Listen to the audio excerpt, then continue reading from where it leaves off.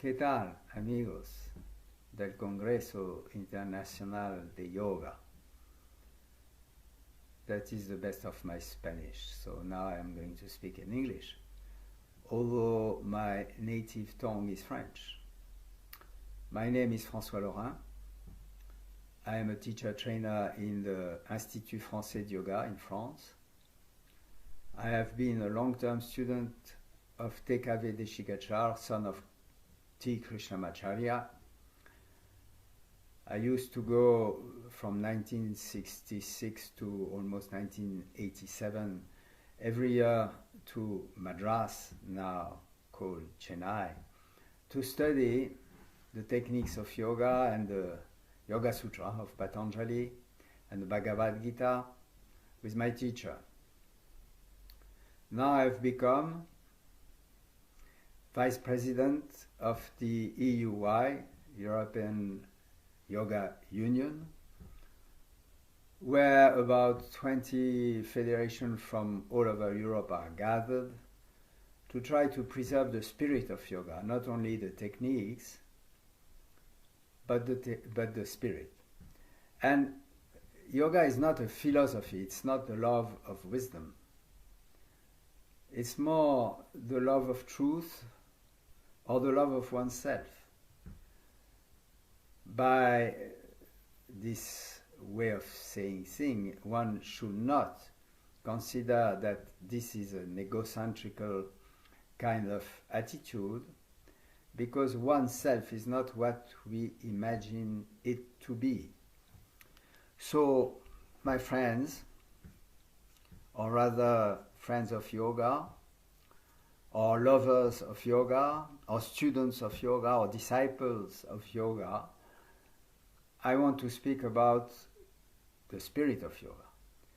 Now, friends usually have an unquestioned welcoming of somebody, their friend, whether they like everything or not of the personality, the circumstances of the friend. Friendliness is to accept the other as he or she is. I don't think yoga asks us to accept it unconditionally. It asks us to find out, to experiment, to see if yoga is up to or worth of friendliness. Lover. When you love, at least human love, which is the one we know, we create a bond. And I don't think yoga asks us to create more bonds. It asks us to release oneself from every bond, even the dearest ones, which is most probably the most difficult thing to do. Students means to be or to want to be educated in a field, a language, mathematics, history, yoga. That creates pandits, that creates people who have a lot of knowledge. But you can be full of knowledge about yoga and have no real inkling of what yoga is. So I would personally select the word disciple, provided we understand the etymological meaning of disciple, one who is ready and prepared to learn. Learning is different from acquiring knowledge. To acquire knowledge is a work of memory. Learning is an everlasting inquiry to find out the truth of anything. And the truth is not something static. It changes. It changes like everything else in this world. The parinama of yoga. So it requires a supple, agile mind, ready to change its point of view. And disciple does not mean to follow somebody or to follow a teaching. that is something else. It has become so in India very much. But it does not lead to freedom. You cannot reach freedom, which is the aim of yoga, through more bondage. Even if you believe that the person you are born to is an awakened human being, the opinion comes from yourself, and being limited in your understanding, otherwise you would be the guru, it is caught in so many misconceptions, projections from your past, from your childhood, from the relationships you had to your parents, that most probably it is not going to help you. So I keep the word disciple, but in the strict meaning of readiness to learn, readiness to observe, readiness to experiment. In a way, yoga is like science. It needs experiments. But it does not need hypothesis or theory beforehand to find out which experiment we have to conduct. Because the experiment is ourselves. We are both the experienced, the experience, and the experiencer. We are both the seen, the seeing, and the seer. The seen is easy. The world is vast. The experience we went through are so numerous. Slowly, maybe with age, if we are in the process of learning, we have come to see many things about ourselves and about the world and about others. The process of seeing is close to us. We can watch our thoughts, our feelings, our bodily sensations, whether we believe we have one body only or several bodies, like in the Taittiriya Upanishad. I like this model of 5 bodies. The Annamaya Kosha, the body of food, the physical dense body. Pranamaya Kosha, the body made of energy or breath, subtle, circulating. One with the universal energy that is also called prana. The body made of thoughts, mano, maya, kosha, the one we are so familiar with that it's very difficult not to believe that is our identity. Vijnana maya kosha, the body made out of insight, intelligence, which in the Yoga Sutra or in the Sankhya text is called buddhi, out of which comes viveka, the capacity to know whom we are in truth. This fourth body, Vijnana Maya Kosha, the body of intelligence, is the one from which many diseases come from, because we have lost the understanding of ourselves, of others, and of the world. When I say we, I mean the human species. And then, deepest of the 5 bodies, but it's only a body and therefore an outer sheet or outer self, is the emotional body, Ananda Maya Kosha. Of course, Ananda is a very special form of emotion, the highest, according to the yoga masters. And it will be the emotion that lies beneath all others. But the other emotions are included in this body. And of course, even more than Vijnana Maya Kosha, this body is the root cause of many of our problems and diseases. So to treat human race and to treat ourselves out of disease, we have foremost to look into these two bodies, not so much in the physical or energetical body, although today the mode of yoga is more towards these two bodies than the one I just mentioned, unfortunately. There are some exceptions. Like I went 2 summers ago or 3 summers ago in Japan to meet a group of yoga therapists, and Dr. Kimura, who has been a long-term student of a Swami who lived in the Himalayas and who was himself a student of Rama Mohan Brahmachari, the teacher of T. Krishnamacharya, is advocating in Japan an approach of health problems starting from the observation of the emotional and intelligence bodies. And I was very impressed by the different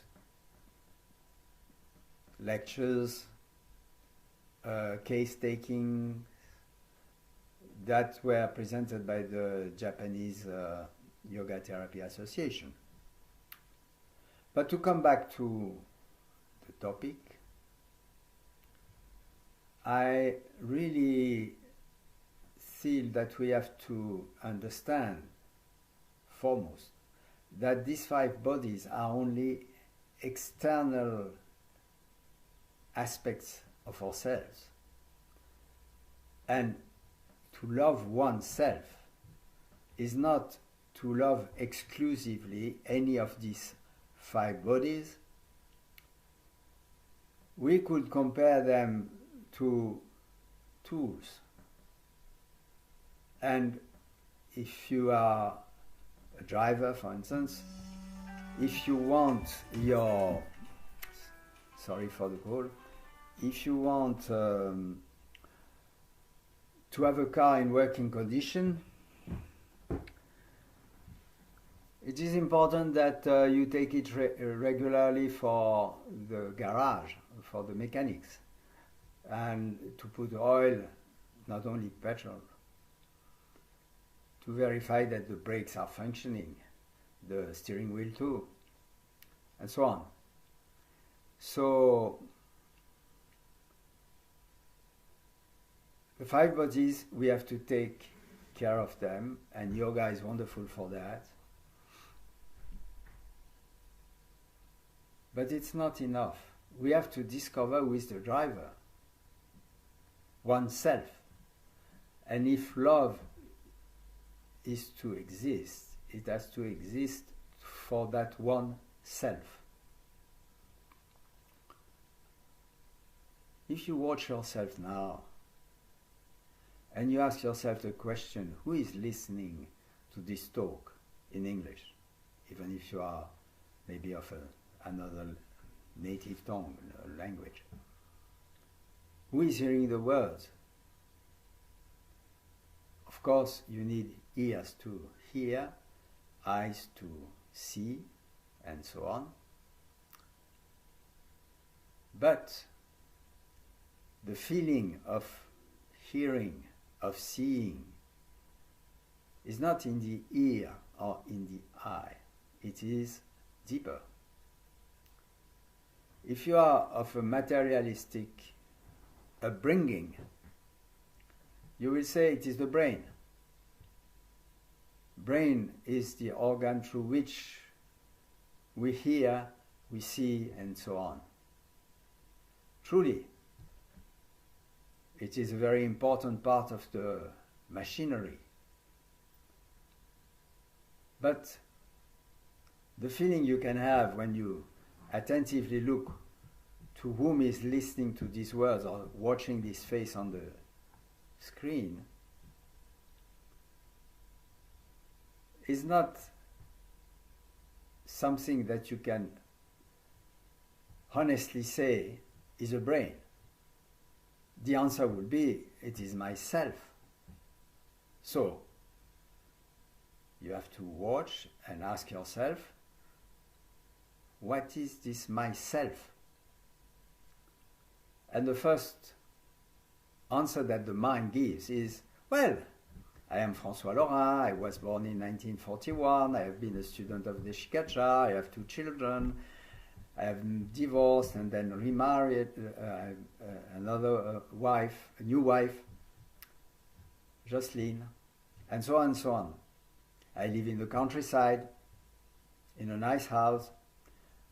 I teach yoga, and I have still a lot of passion about teaching yoga, and so on and so on. But if you watch carefully, all this is only a flow of thinking, of thoughts, of memories, of labels, something that is very true, but at the same time, what is listening to the thoughts? What is watching the memories when they come out or they come in form of images in the brain? Because you don't see them in front of you, you see them within you. What is watching the emotional feelings that rises from these memories of the past? And then your inner eye must turn 180 degrees to look more within, and there it finds no form, no identity, no support, no history, no time, a form of emptiness which is not a void, but which is like a screen on which all forms happen, all experiences happen. The experience of hearing, the experience of seeing, the experience of tasting, of touching, of smelling, and so on, of thinking, of feeling. The innermost core for being has no shape, is free of time, free of belief, free of identification, even to yoga, which is maybe one of the worst identification. Worst because it gives us a sense of accomplishment, of understanding. It does not lead us to the vacuity or emptiness, open space in which all experiences happen, and this open space, welcoming to all experience, whether good or bad, is actually one self. I am not the one pointing this out to you.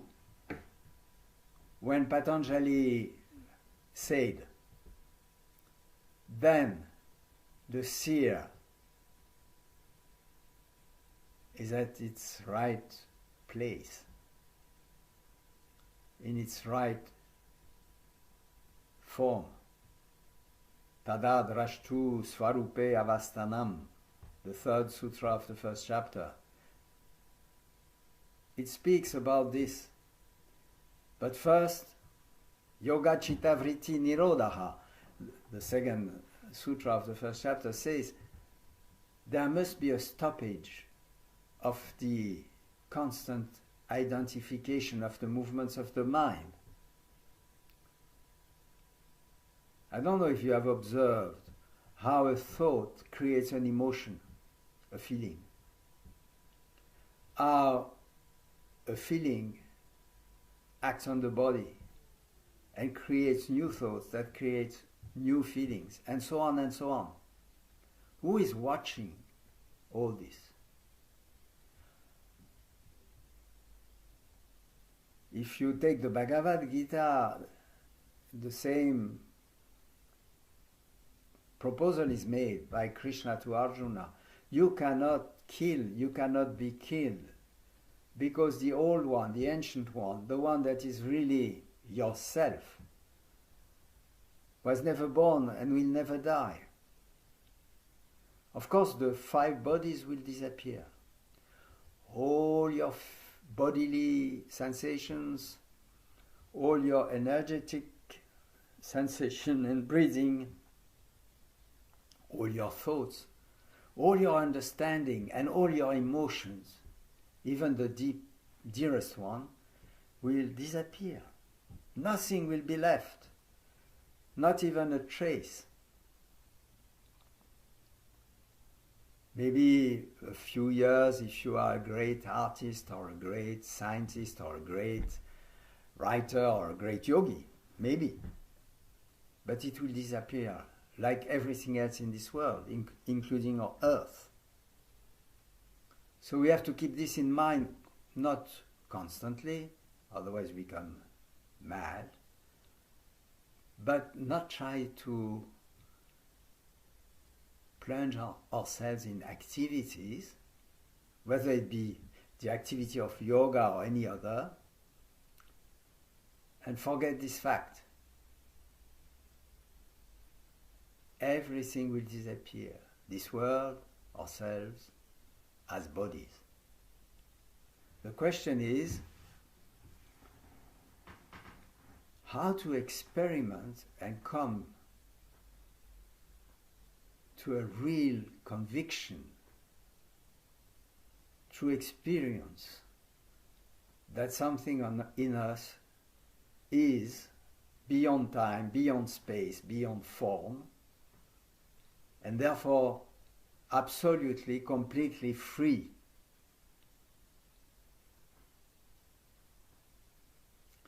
It is a lifelong quest, but we make it longer maybe than we should. If we believe that we have things to do in terms of change, if we feel that this body is not all right, we have to do something about it. If we feel our breathing is not all right, we have to do something about it. Our mind is not all right, we have to do something about it. Our understanding is not quite all right, we have to do something about it. Our emotional reactions are not all right, we have to do something about it. We are on a path that is endless. It doesn't mean that we cannot do it, but we must understand that freedom does not lie in the change of forms, of bodies. Freedom lies in the immediate realization of our real true nature, of oneself. This requires no time. This requires a form, a motivation rather than a form, a motivation that is constant, that is renewed. It can be renewed through reading books and meeting people who have the same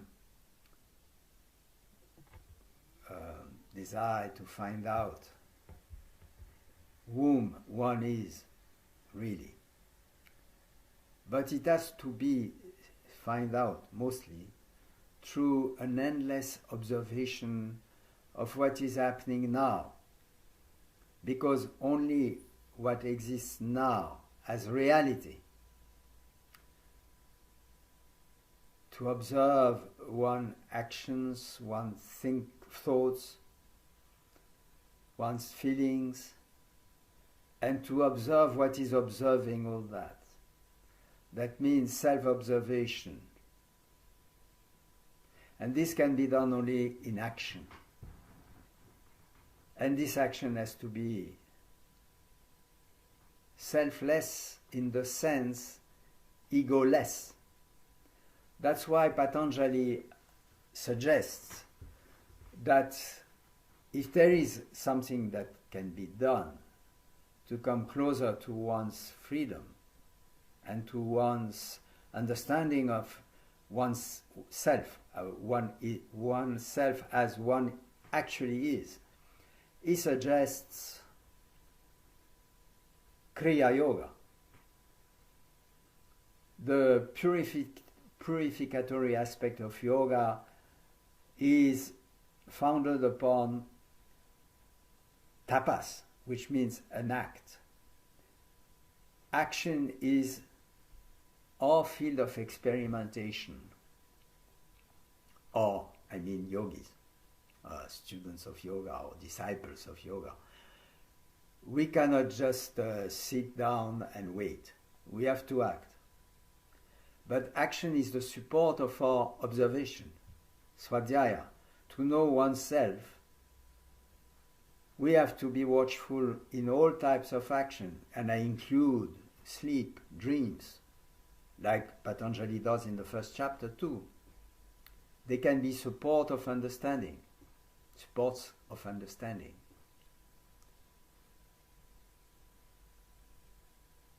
So action brings, through observation, through awareness of the nature, the motivations, and the results of action, to a deeper understanding of oneself on the level of the physical body, of the energetical body, of the mental body, of the body of intelligence, and the emotional body.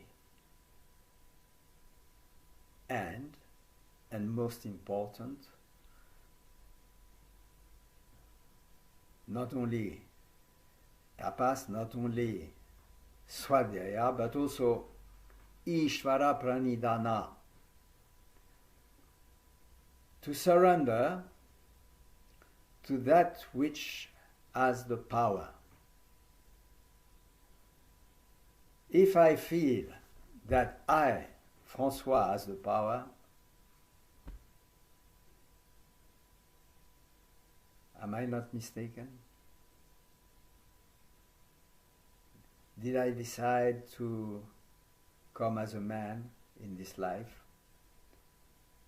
Did I decide to be born in France, to have French as a native language, while my mother came from Hungary and my father came from a long, long journey, I mean through the ancestors, from I don't know where actually, but through Spain, through Turkey, through Russia, until they arrived in France.